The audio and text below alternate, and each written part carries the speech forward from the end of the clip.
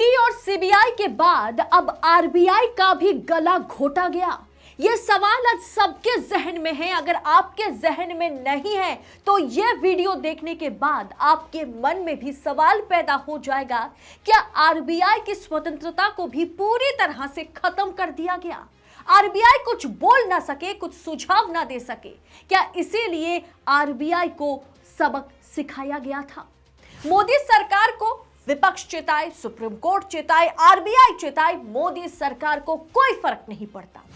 RBI ने मोदी सरकार को भयंकर रूप से चिताया कि बड़े पैमाने पर अगर सरकारी बैंकों का अपनिजीकरण करते हैं तो वो खतरनाक है। आरबीआई की ओर से चेतावनी के बाद भी आरबीआई को इस पर सफाई देनी पड़ी थी, लेकिन चिताने के बाद मोदी सरकार ने क्या किया वो आगे मैं आपको वीडियो में बताऊंगी, तो वीडियो को पूरा जरूर देखिएगा।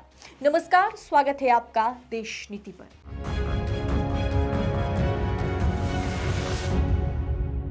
देश नीति, केवल सच्ची और पक्की खबरें। 18 अगस्त 2022 को आरबीआई की ओर से मोदी सरकार के लिए एक वार्निंग रिपोर्ट जारी होती है। बड़े पैमाने पर बैंकों के निजीकरण से फायदे से ज्यादा नुकसान होगा। Big bank privatisation of banks can be harmful. दरअसल आरबीआई की एक सर्च टीम होती है जो इकोनॉमिक कंडीशन पर एनालिसिस करती है और हर महीने रिपोर्ट तैयार करती है, रिपोर्ट जारी करती है। 18 अगस्त को आरबीआई की रिसर्च टीम एक रिपोर्ट तैयार करती है और एक बुलेटिन जारी करती है। पूरी तरह से सरकार विरोधी वो बुलेटिन साबित होता है। मतलब सरकार जिस विचार विश्लेषण के साथ सभी सरकारी सेक्टर्स का निजीकरण कर रही है, उस पर यह रिपोर्ट एक तमाचा जैसा साबित होता है। रिपोर्ट में कहा जाता है कि सार्वजनिक क्षेत्र के बैंकों के बड़े पैमाने पर निजीकरण से फायदे से अधिक नुकसान होगा। आरबीआई ने इस मामले में सरकार को ध्यान से आगे बढ़ने की सलाह दी है। इसके फायदे वो नुकसान सभी जानते हैं। पारंपरिक दृष्टि से सभी दिक्कतों के लिए निजीकरण प्रमुख समाधान है, जबकि आर्थिक सोच ने पाया कि इसे आगे बढ़ाने के लिए सतर्क दृष्टिकोण जरूरी है।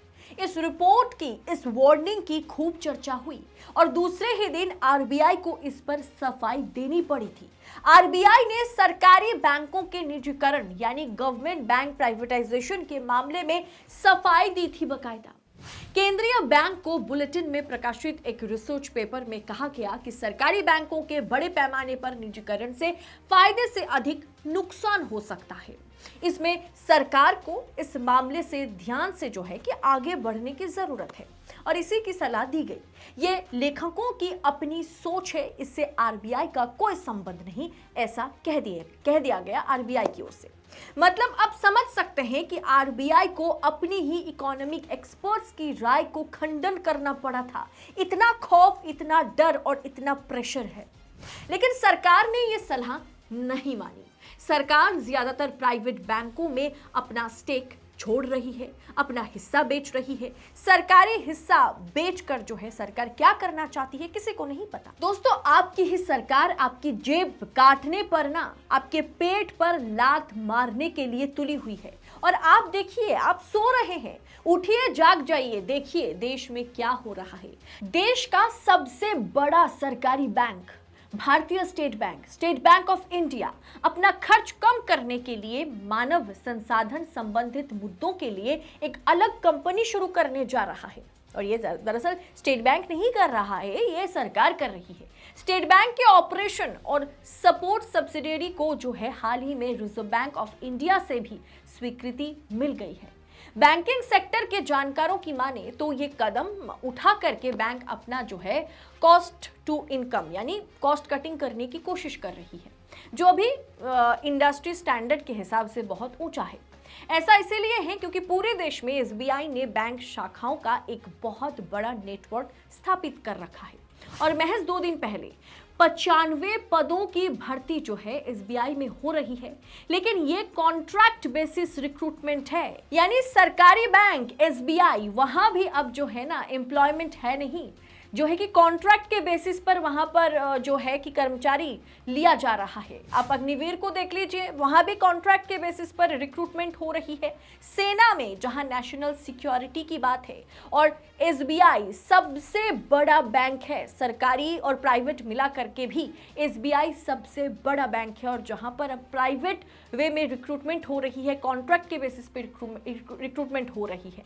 और इसीलिए आज बीजेपी के नेता जो है ना, झूठ फैलाने पर उतारू है। कह रहे हैं कि $4 ट्रिलियन की इकोनॉमी बन गए हैं हम, जिस पर भाजपाई मुख्यमंत्री से लेकर के गौतम अडानी मोदी जी को बधाई देते हुए नजर आ रहे हैं। जबकि ये खबर, ये जो आपके स्क्रीन पर खबर है, ये पूरी तरह से फेक है। सरकार ने ऐसी दावों की कोई पुष्टि नहीं की है। जयराम रमेश ने कहा कि मोदी जी झूठ के सहारे चुनाव जीतने की कोशिश कर रहे हैं, और 2024 चुनाव से पहले ये दिखाने की कोशिश हो रही है कि देखिए हम $4 ट्रिलियन की इकोनॉमी बन गए हैं। और आरबीआई का भी दोस्तों किस तरह से गला घोटा गया। आरबीआई की जो एक एक्सपर्ट कमिटी, एक एक्सपर्ट टीम होती थी जो पूरी तरह से एनालिसिस करके हर महीने आरबीआई को रिपोर्ट सौंपती थी, उससे भी अब जो है मोदी सरकार, कितनी परेशानी मोदी सरकार को झेलनी पड़ गई थी जब आरबीआई की इस एक्सपर्ट टीम ने यह खुलासा किया था, एनालिसिस टीम ने यह खुलासा किया था कि इस तरह से प्राइवेटाइजेशन देश को आगे बढ़ा नहीं सकता। सरकार को सोच समझकर प्राइवेटाइजेशन करने की जरूरत है। इस तरह से सरकारी बैंकों का जो प्राइवेटाइजेशन हो रही है, या कोई भी प्राइवेट बैंक में अगर सरकार की हिस्सेदारी है, उसे अगर सरकार इस तरह से बेच रही है तो वो गलत है।